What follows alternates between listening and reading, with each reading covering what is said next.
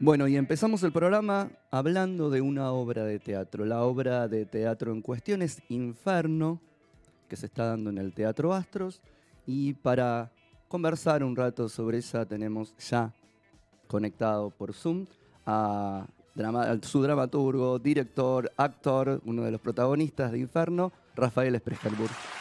Buenas tardes, Rafael. Javier Lucy acá. ¿Cómo estás? Hola, buenas tardes a todos. Muy bien. Bueno, vamos a hablar un poquitito para los que todavía no fueron a ver Inferno, que ya anunciamos que no se la pueden perder. ¿Cómo nació? Por ahí algunos lo saben, vos diste notas, contaste un poquitito, pero el público, como dice alguien, una señora siempre se renueva, vamos a contar un poquitito cómo llegaste a escribir este Inferno que no tuvo su origen acá en Argentina, ni siquiera tuvo su premiere en Argentina, ¿verdad? Es así, es así. La obra fue comisionada por un teatro de Austria, un teatro de la ciudad de Bregenz, en Austria, para celebrar los 500 años de la muerte del Bosco, ¿no? Del pintor flamenco, Hieronymus Bosch. Yo ya había trabajado bastante con esta pintura, con esta filosofía de fin de la Edad Media, en toda mi heptalogía sobre los pecados capitales, ¿no? Heptalogía, un conjunto de 7 obras de las cuales bueno, algunas fueron aquí muy, muy populares, como La estupidez, La paranoia o La terquedad, que fue el último estreno en el Cervantes.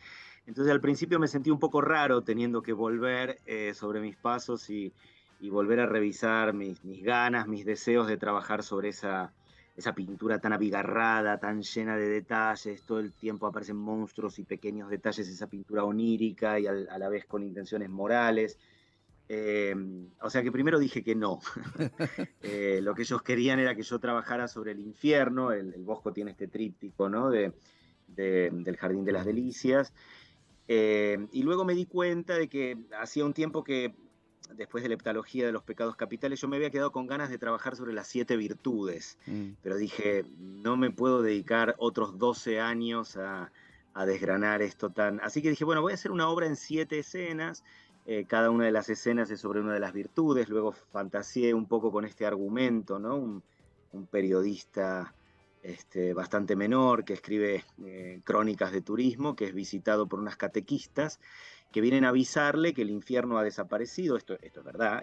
Hace unos años el Vaticano disolvió el infierno, explicó que no era un lugar real, sino una metáfora, como Ujú. si hiciera falta, y que por lo tanto ahora que el infierno era una palabra, bueno, era mucho más peligroso porque el infierno estaba en todas partes. Entonces vienen a enseñarle en una especie de curso en tiempo récord a este borracho que las recibe en calzoncillos en su casa, vienen a enseñarle cómo hay que ser virtuoso, cómo son las 7 virtudes, fe, esperanza, caridad, justicia, templanza, prudencia y fortaleza, para poder salir de ese infierno. Así empieza esta, me gusta pensar todavía que es una comedia. Es una comedia de situaciones, una especie de vodevil con dobles, con entradas, con salidas, con un escenario abigarrado, a lo Bosco, podríamos decir, de elementos que se van convirtiendo seguramente en otras cosas, con un músico en escena también que se incorpora a convertirse en un elemento más, digamos, de la obra, y con ustedes cuatro haciendo infinidad de papeles. Hay algo de una historia que se empieza a contar, pero que no se nos cuenta, sino que se nos actúa ante nuestros ojos y va formando quizás estas 7 estampitas, creo que leí por ahí que en algún momento dijiste también, ¿no? Así es, así. La obra tiene como una estructura imprevisible en la que al principio podemos comprenderlo, entonces estas catequistas le empiezan a contar un relato, vemos ese relato, después vemos que alguien plagió ese relato, por lo tanto lo vemos otra vez pero plagiado. El personaje tiene que tratar de arreglarles la vida a 3 personas y por lo tanto vemos cada escena es como una nueva invitación a sumergirse en un nuevo círculo cada vez más profundo de ese infierno. Y sí, sí, la verdad es que la escenografía de Santiago Vadillo nos aloja de manera ideal. Es una escenografía muy incómoda porque tenemos que andar saltando por encima de los muebles. Los muebles ocupan todo el espacio como una especie de acumuladores compulsivos de escenografía. Es una escenografía que está repetida 7 veces, ¿no? 7 camas, 7 mesas, 14 sillas, 7 almohadas, todo está como multiplicado y al principio cuando lo ensayamos estaba más ordenado, cada escena ocurría en uno de estos sets y es como si le hubieran dado a 7 escenógrafos distintos la tarea de reproducir el infierno de la habitación de este periodista y cada uno tuviera su idea estética. Entonces estas estéticas se pelean, los muebles se apilan, se acumulan y los actores andamos como entre obstáculos. Ahí peleándose además con la escenografía. Vos decías esto de que el Vaticano anunció que el infierno no es un lugar real, sino uno simbólico, con todo lo que eso implica. El infierno de alguna manera pareciera también estar en nosotros y hay algo que haces en la obra, que es mezclar también un tiempo bastante infernal que vivió este país y que de alguna manera también se muestra y se plantea distinto, diferente a como lo venimos viendo usualmente. Creo que también la distancia está consiguiendo que uno toque, estoy hablando de la última dictadura cívico-militar, que toque ese tema con una, valga la redundancia, distancia temporal, espacial y de pensamiento. Y hay algo ahí también que surge en cómo pensar esto de la dictadura en medio de una comedia. Sí, sí, por supuesto. Esto surge también de mis pocas ganas de obedecer al encargo de los austríacos, que probablemente querían una reflexión más abstracta, más filosófica acerca del cielo y el infierno, dos entidades en las que yo naturalmente no creo, y por lo tanto tuve muchas ganas de traerlo a un infierno real. Es decir, yo no tengo muchas ganas de estar dedicándole mi pluma y mi tiempo a una discusión caduca, religiosa, y sin embargo creo que sí podía dejar un testimonio de una época infernal de la Argentina. Entonces, sí, nos concentramos sobre una figura muy, muy tabú y muy problemática de nuestro infierno privado, que es la figura del delator, ¿no? El militante que es secuestrado por la dictadura y que para poder seguir con vida empieza a dar nombres, primero nombres de compañeros militantes, y luego cuando se da cuenta de que si sigue dando nombres lo mantienen con vida, empieza a denunciar a A cualquiera. cualquiera. Esta situación infernal, desesperante, es realmente una situación en la que yo creo que cualquiera de nosotros sometido ante la pregunta de qué estarías dispuesto a hacer y qué no bajo tortura, no sabemos qué responder. Sí. Por eso también es un teatro incómodo, es un teatro que hace comedia de este tabú, y para mí es muy, muy importante porque creo que estos temas, vos hablabas recién de cierta distancia temporal. Yo no sé si es tanto eso, sino más bien el deseo de encontrar nuevas formas por las cuales poder seguir manteniendo esta memoria, ¿no? Mm. Yo creo que cuando uno construye un monumento, solo un monumento, para referir históricamente a estos asuntos, bueno, los contenidos nos entran por un oído y nos salen por el otro, porque no nos generan ya tanto problema. Sabemos absolutamente de qué lado del conflicto estamos parados y por lo tanto no nos seduce tanto, no nos parece un pensamiento ya peligroso. Yo creo que hay que hacer ambas cosas. Por un lado está la película, ¿no? Argentina 1985, que conectó de una manera maravillosa, inaudita, con los jóvenes, Ujú. jóvenes que a lo mejor no tenían la información real y concreta, que no leyeron o no leerían el nunca más, y que por un lado eso es como una difusión masiva y planetaria, ¿no? El éxito que la película tiene en el exterior. Pero yo creo que también por otra parte hay que hacer este otro movimiento intelectual, que es volver a pensar cómo hacer para que podamos seguir hablando de esto y que siempre nos vuelva a sorprender, que nos sorprenda en el sentido de que vuelva a capturar nuestra atención y nuestro pensamiento. Yo éramos muy conscientes en los ensayos que el espectáculo es muy incómodo porque construye comedia alrededor de temas absolutamente intocables. Sí, sí, pero es cierto también que muchas veces desde el humor, no voy a decir más que una perogrullada, se pueden decir y se permiten determinadas cosas que por ahí con cierta seriedad del tono trágico no te entran, como vos decías, o entran y salen de una oreja para la otra. Pero digo, acá uno se ríe de algunas cosas, como vos decís, incómodas, provocadoras, pero te quedás pensando. Y el tema de la delación para poder salvaguardarse, es un tema que todavía no ha sido ni siquiera revisado y cada vez que se intenta empieza a escocer determinadas heridas y entra el silencio. Sí, es un tema incómodo. Yo, por supuesto, hay libros, hay mucha literatura al respecto, ¿no? Está el libro de Ana Longoni, Sí, Traiciones, que yo recomiendo mucho, donde la primera cosa que sorprende de este asunto es que muchas veces el sobreviviente de un campo de exterminio de los militares es sospechado sí. en Sí, en primera primera medida instancia, por sí. sus propios correligionarios, Sí, ¿no? Algunas organizaciones armadas revolucionarias incluso los lo fusilaban fusilaban, porque sí. sospechaban que si había sobrevivido a las torturas era porque era un traidor. Ujú, Toda esta moral a mí me parece tan compleja y tan interesante como la moral católica que se inventó un infierno, ¿no? ujú, Y que luego lo desinventó para claro. que la gente no fuera Sí, sometida a la fe por fuerza del terror, ¿no? Que es lo que logró la Inquisición o lo que logró esa religión particularmente, ¿no? Una religión yo por eso creo que la comparación entre la militancia y lo religioso, estos temas son temas absolutamente incómodos. Yo, como exactamente no sé muy bien qué debería pensar al respecto, es que construyo estas formas, ¿no? Cuando yo no sé qué pensar, hago una obra de teatro, porque el teatro no es la mejor herramienta para afirmar una verdad, es la herramienta para formular todas las preguntas. Y sí, como bien decías vos, hay algo de trampa en esto, porque en el mecanismo de la comedia, que además está sostenida, bueno, por los actores que me acompañan, que son extraordinarios, ¿no?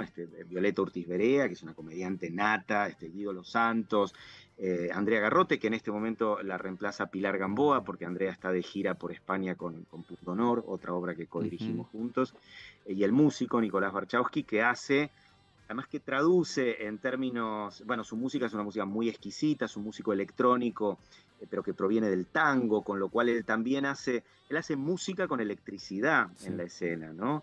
Con estas interferencias que captura en el éter, y esto se empieza a tornar cada vez más ideológico, más paisajístico, y al mismo tiempo es la música que la obra necesita, ¿no? Bueno, hablo de incomodidad, pero al mismo tiempo hablo de, podemos construir con esto una forma de pensamiento colectivo.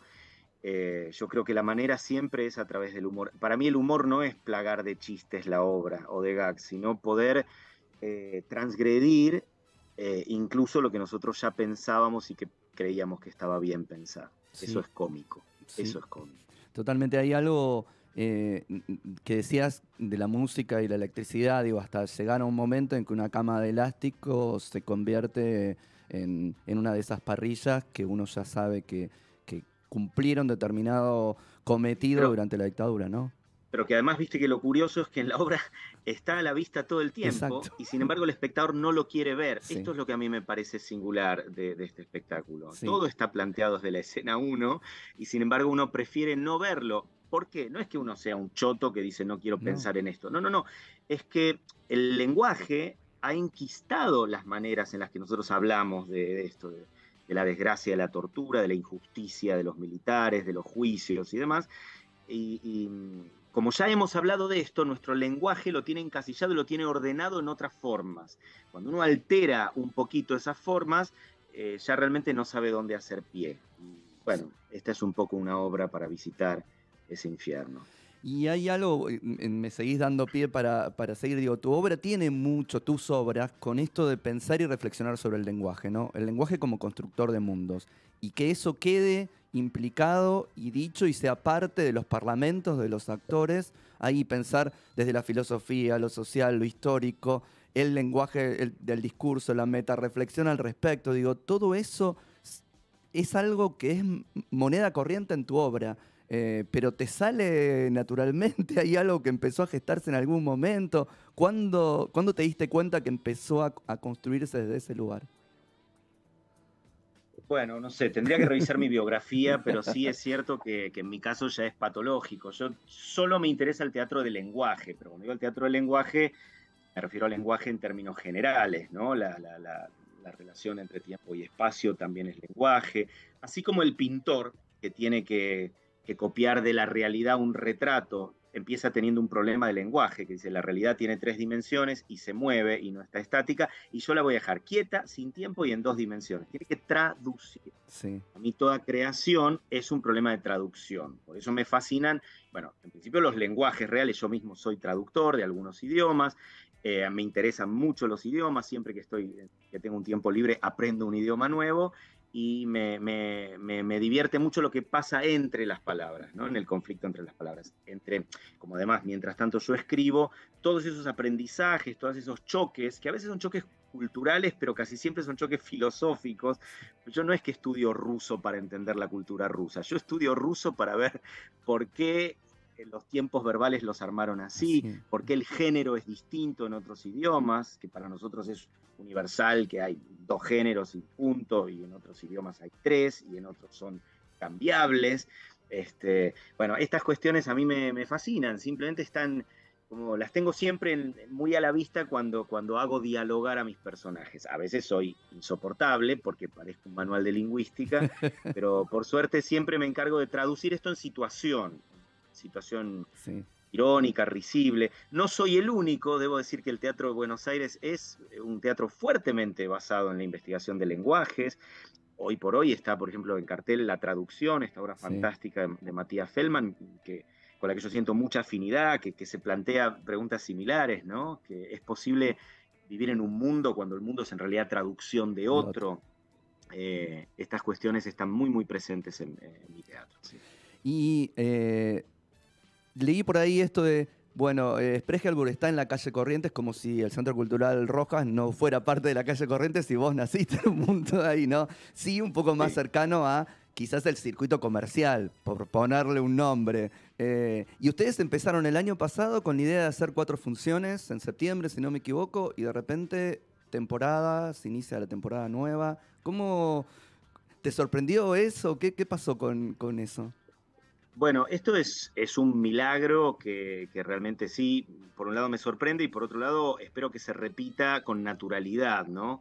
¿Qué quiero decir con esto? El teatro porteño está muy parcelado. Nosotros hemos nacido, hemos sido criados y hemos mamado esta situación en la cual hay 3 regiones muy, muy distintas. El teatro público, con sus cabezas curatoriales, que son quienes deciden a quién se le da trabajo y a quién no, que en general tienen una actitud ecléctica, no hay ni deseos de dejar afuera a nadie, ni deseos de seguir la carrera de nadie particularmente.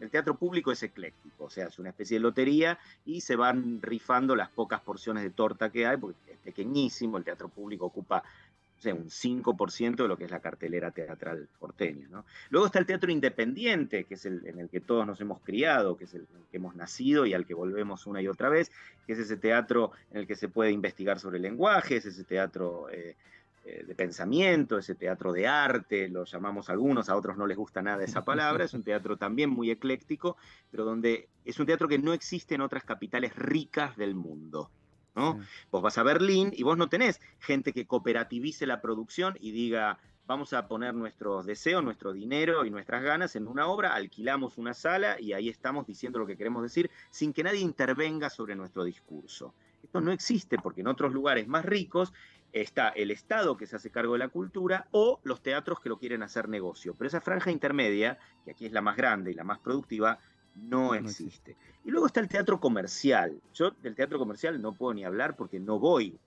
No sé muy bien qué se está dando Sí. en las salas vecinas al Astros, que es donde estoy yo, pero porque es un teatro que me parece fantástico que exista, pero a mí no me convoca, no me interesa. Son o los grandes éxitos de Broadway, rehechos por actores de televisión, o los lugares donde muchas veces sí se traspola una popularidad televisiva con alguna excusa de comedia y se fabrica eso. Incluso últimamente ya casi no hay ni music hall, ¿no? El Sí. musical está bastante en retirada porque es muy caro para poder sostener. Muchas veces además los derechos de eso se pagan en euros o en dólares porque son extranjeros y desde que la depreciación del peso nos ha llevado hasta eso ya también está en agonía. Entonces que de pronto aparezca un teatro como el Astros, que tiene un historial de teatro de De revista, revistas. ¿no? Que ahora Sí. se ha reconvertido, lo dirigen Andrea Stiebel y Claudio Gelemur, 2 personas muy inteligentes, muy sensibles, muy vinculadas a la producción además de televisión pública, ¿no? Andrea viene de haber trabajado mucho tiempo en el canal 7, Sí. y me convocan y me dicen, nosotros creemos que una obra tuya tendría que poder ser tan exitosa como cualquier obra de Broadway hecha acá por argentinos, entonces, ¿por qué no? ¿Por qué no traer acá? ¿Por qué no crear un teatro Astros que permita, ellos, sabes que abrieron el año pasado el teatro con una obra de Javier Daulte, Sí. Javier Daulte, uno de nuestros mejores autores, que se ha estrenado comercialmente en Barcelona o en Londres o en París, y que aquí se supone que tiene que estar relegado al teatro del circuito alternativo. Bueno, este deseo del teatro comercial de tender esos brazos, yo creo que hay que celebrarlo. Además nos ha ido muy bien, Sí. les ha ido muy bien a ellos con la apuesta y a nosotros también, porque en vez de estar en una sala mal equipada, 60 o 70 espectadores, podemos hacer la obra muy bien equipada, con toda la escenografía, luces y sonido que siempre soñamos, para 500 espectadores. Entonces, yo realmente no sé qué es lo que pasó, quizás habría que hablar con los productores para entenderlo, pero espero que siga pasando, porque jamás intervinieron en el contenido de la pieza. No es que me dijeron, mira, esta obra para ser comercial tiene que tener tal y tal ingrediente. No me cuestionaron ni los actores con los que yo quise trabajar, no me cuestionaron, por ejemplo, la osadía de pedirle a un artista como Marcos López que se encargue de la cartelería, ¿no? El fotógrafo Marcos López hizo las fotos de la compañía y además las pintó encima, hizo unos retratos. Después enviamos el material a prensa y muchos diarios no nos lo pueden publicar porque ni siquiera se reconocen las caras de los actores. Es una cosa que me parece extraordinaria, este concepto de la marquesina, de para qué es una marquesina, ¿no?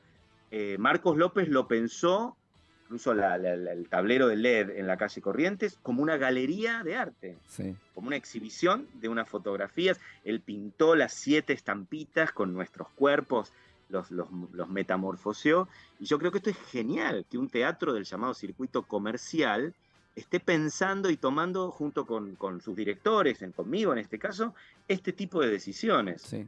Sí. Ojalá otros teatros lo quieran imitar, ¿no?